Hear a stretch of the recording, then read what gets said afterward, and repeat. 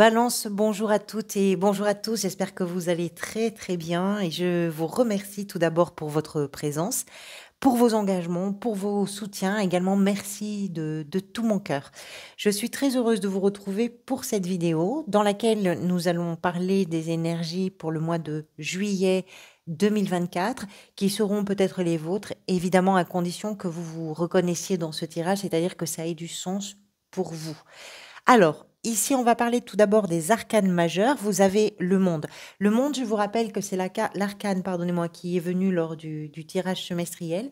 Vous pouvez retrouver ces tirages dans les playlists de la chaîne si vous le souhaitez.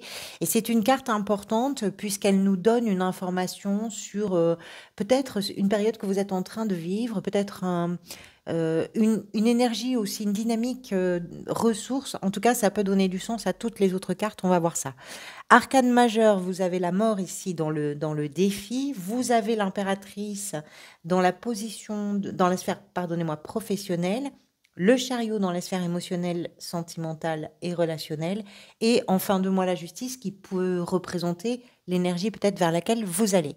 Des bâtons, des épées, des deniers, des coupes, tous les arcanes mineurs sont représentés. Alors, balance, au mois de juin, vous aviez le fou. Alors le fou, c'est surprenant parce que le fou nous parle de quelque chose de nouveau, d'une période en tout cas de nouveauté, de renouveau peut-être dans laquelle vous êtes entré. Peut-être aussi que vous avez mis en place des éléments, un contexte qui amène beaucoup de nouveautés dans votre vie sur les semaines qui ont précédé. Ce qui est étonnant, c'est que le monde nous parle de ce qui se concrétise.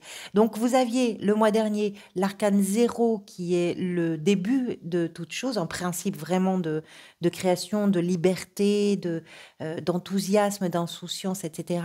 Avec, sur ce mois-ci, l'arcane 21 qui est le dernier des arcanes majeurs. C'est comme si vous passiez de la naissance à l'aboutissement et à la concrétisation de quelque chose en l'espace d'un mois presque.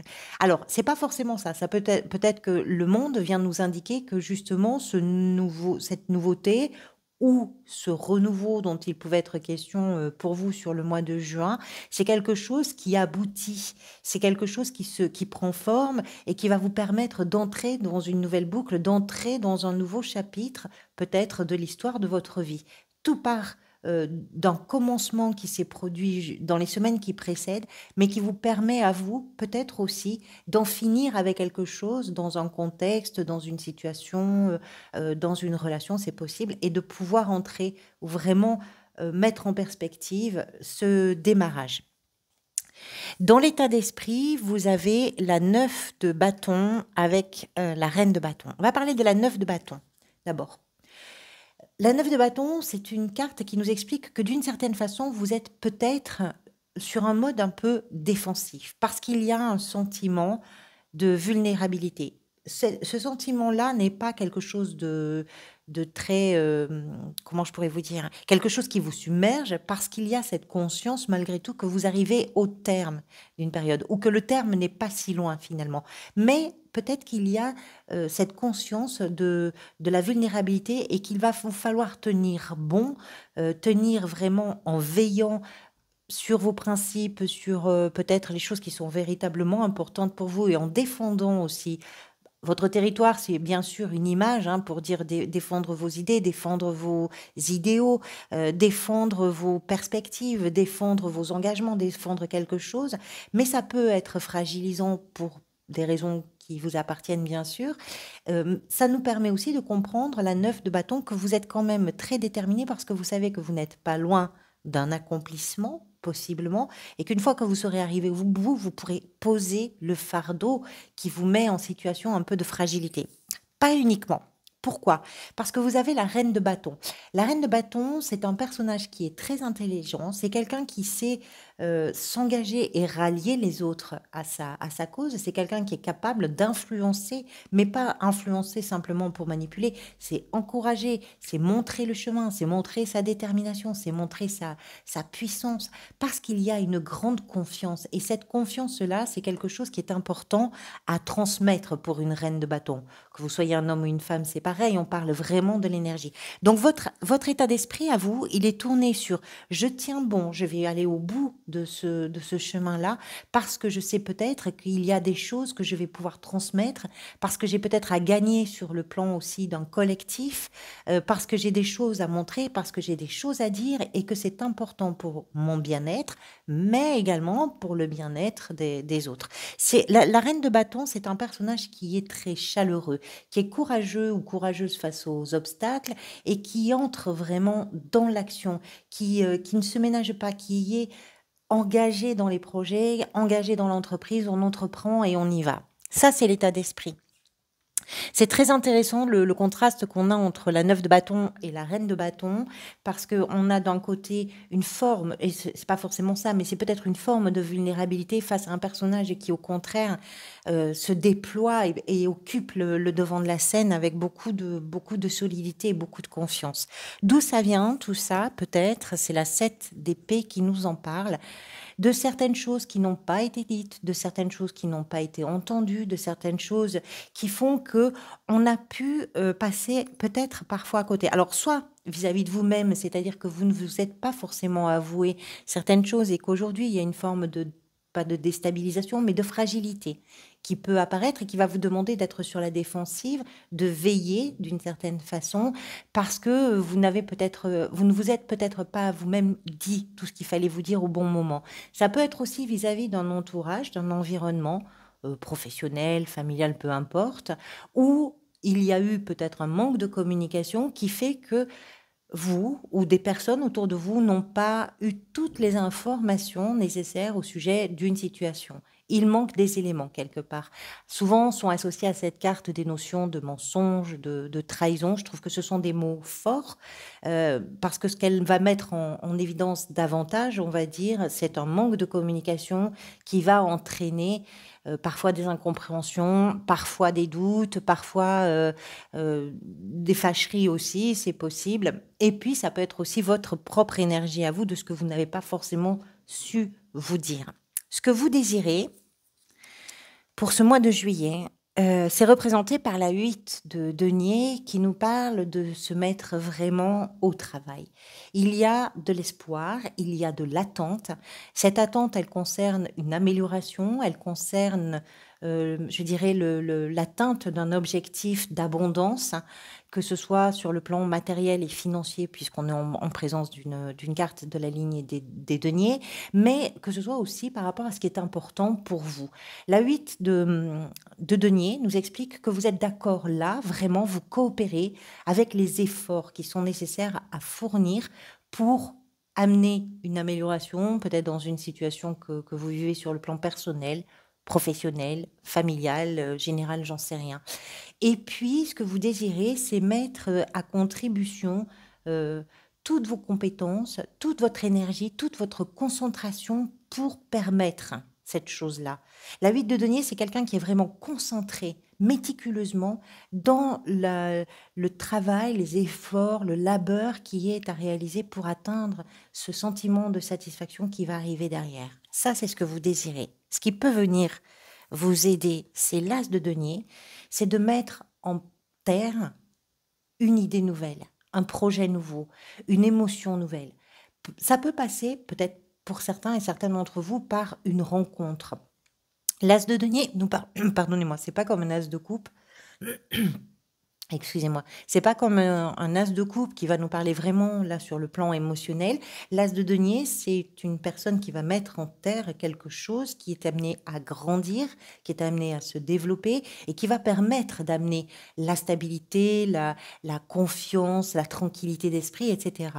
C'est quelque chose de solide, c'est quelque chose de pérenne, c'est quelque chose qui est concret, qui est dans la matière. Mais je ne peux pas exclure que dans certains cas, ce qui peut venir vous aider, parce qu'on est en présence d'un as qui nous parle du commencement de quelque chose, ça peut être le commencement, ça peut être une rencontre, pourquoi pas dans le cadre professionnel, pour certains et certaines, c'est possible. Je pense davantage que ce qui peut venir vous aider, c'est de prendre soin d'une idée, de prendre soin d'un projet, de permettre à cette idée ou à ce projet de pouvoir s'enraciner quelque part parce qu'il y a là aussi une attente. Cette graine-là va donner à un moment donné un brin. Ce brin va grandir et peut donner à un moment donné un arbre auprès duquel on pourra vraiment se poser, contre lequel on pourra se poser et se reposer aussi. Je pense que c'est davantage ça. Alors, le défi pour vous, c'est la mort qui nous en parle. La mort, c'est une carte de transformation et de renaissance. Vous êtes sur une période à la fois de commencement, vous aviez le fou le mois dernier, vous avez ici l'as de denier, vous avez des cartes qui nous parlent d'un renouveau, vous avez l'impératrice, hein, on va y venir ici, et puis le monde qui nous parle de cette concrétisation. On comprend que dans cette période, vous êtes peut-être en train de traverser des mouvements qui vous amènent à renaître quelque part de vous-même ou à renaître d'une situation qui s'est terminée. Pour vous, c'est un défi. Pourquoi ça peut être un défi, cette transformation? Parce que quand on est en train de renaître ou quand on se donne la possibilité de transformer quelque chose, c'est aussi à un moment donné savoir renoncer à certaines choses qui ont pu être importantes. Et c'est peut-être pour ça qu'il y a chez vous un sentiment un petit peu de vulnérabilité, c'est possible. Parce que c'est pas que vous concédez, c'est pas que vous renoncez, mais il peut y avoir parfois de ça. Il faut être capable de se dire, pour que les choses se transforment, d'abord, je dois être d'accord pour que les choses d'abord meurent. C'est parce que les choses vont mourir ou vont s'éteindre ou vont se terminer que ça va pouvoir se transformer. Et c'est peut-être ça le défi pour vous. Parce que même si vous tenez bon, la 9 de bâton, elle nous parle de ça, c'est je tiens bon dans mes énergies, je tiens bon face à tout ça, hein, surtout avec la reine de bâton ici. Euh, il n'en demeure pas moins qu'on a cette conscience dans le tirage de quelque chose qui fragilise un tout petit peu. Dans la sphère professionnelle, l'impératrice. L'impératrice, alors peut-être que c'est vraiment dans ce domaine-là que les choses sont en train de naître pour vous, parce que l'impératrice représente la création, représente la fécondité, la fertilité. L'impératrice est un personnage qui porte en elle, que vous soyez encore une fois un homme ou une femme, c'est pareil, porte en elle ce projet, cette idée, cette envie, ce désir, qui sur le plan émotionnel est sans doute très prenant pour vous, et qui va vous pousser à vous engager de façon concrète, de façon déterminée aussi, dans la protection de cette idée, de ce projet, de ce désir-là. L'impératrice, c'est je crée quelque chose. Alors, quelle que soit votre situation professionnelle, on peut parler de ce que vous êtes capable là d'amener comme nouveauté dans l'exercice de votre travail. Peut-être qu'on parle aussi de ce que vous recherchez, vous, dans le travail. C'est comment vous pouvez créer quelque chose à partir d'une situation dans laquelle vous êtes. On peut parler aussi de votre recherche dans la gestion de votre quotidien, de quelque chose qui peut-être vous engage et vous pousse à créer quelque chose qui vous tient particulièrement à cœur.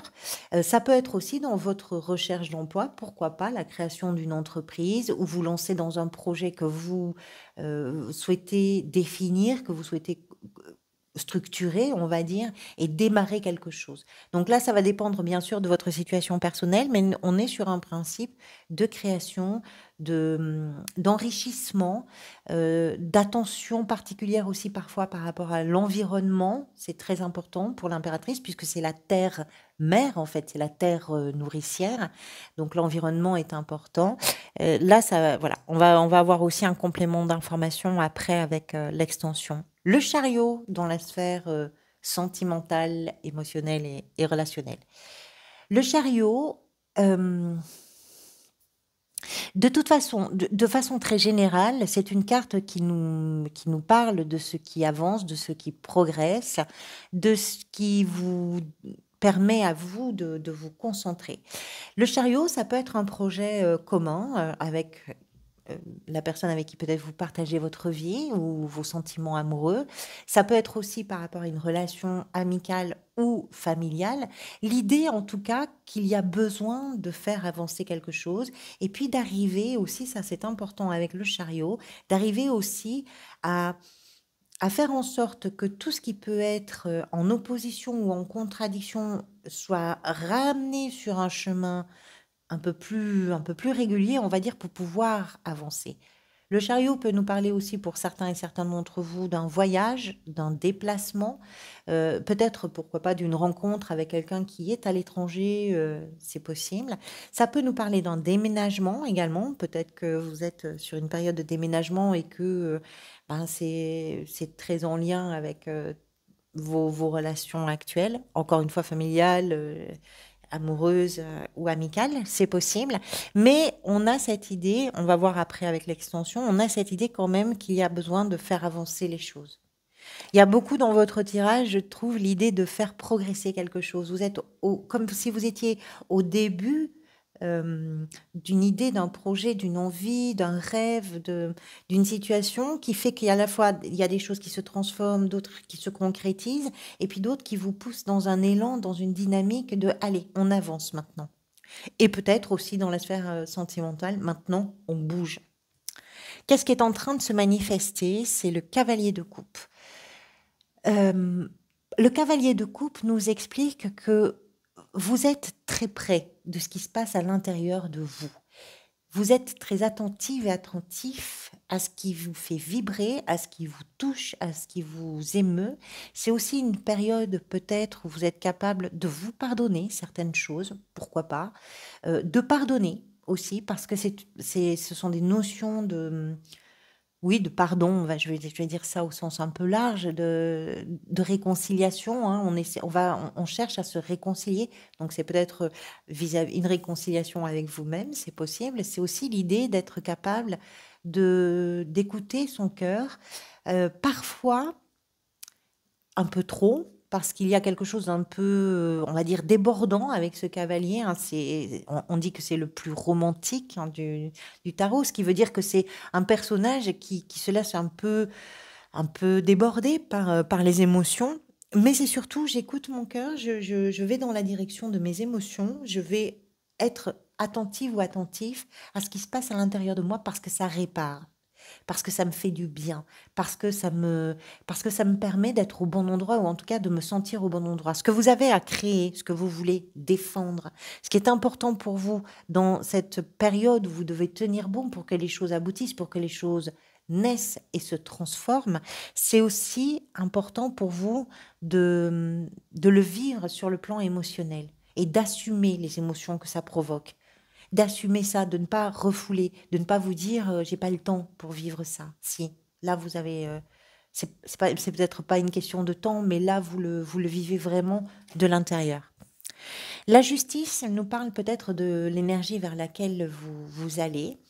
Euh, c'est euh, c'est une énergie de rééquilibrage, c'est une énergie d'officialisation, de prise de décision, de prise de recul également et de quête de vérité. Il y a besoin de clarté, il y a besoin d'authenticité, il y a besoin d'aller à l'essentiel des choses en prenant du recul pour vraiment englober tout ce qui a peut-être manqué, tout ce qui a été dans un manque de communication, ou tout ce qui n'a pas été dit, tout ce qui n'a pas été entendu ou avoué, de prendre tous ces éléments-là pour pouvoir prendre des décisions qui peuvent être justes par rapport à vous, par rapport à une situation, par rapport, pourquoi pas, à d'autres personnes.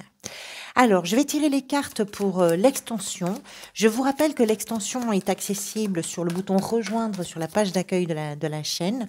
Vous pouvez y accéder en cliquant sur rejoindre. C'est un montant de 3 € qui vous donnera accès à toutes les extensions. C'est-à-dire que vous avez ensuite accès pour tous les signes aux extensions du mois et aux extensions des mois précédents. Alors, concernant l'état d'esprit avec cette 9 de bâton, c'est un abonnement, c'est important de le dire.